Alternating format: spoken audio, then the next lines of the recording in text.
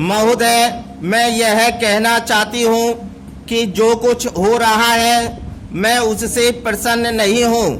वस्तुतः मैं अत्यधिक दुखी हूँ। बंगाल के लोगों के प्रति मेरे मन में बहुत सम्मान और प्रसन्नता का भाव है।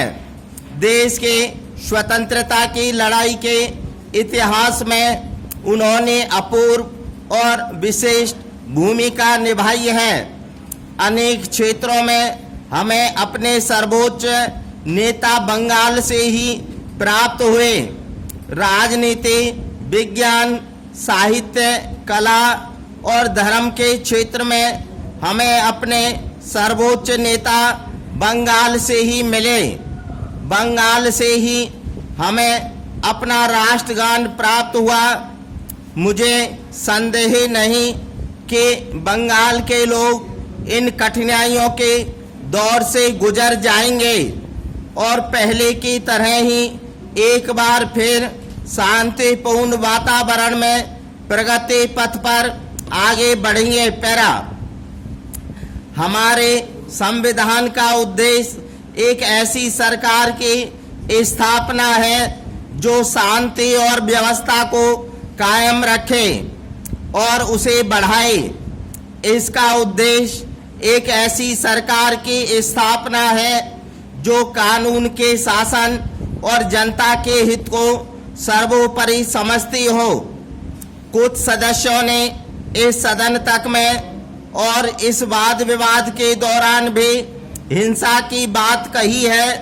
मैं उनसे अपील करती हूँ कि वे ऐसी बातें न कहें।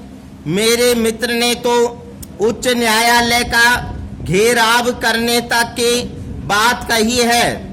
हिंसा से किसी उद्देश्य की पूर्ति नहीं हो सकती।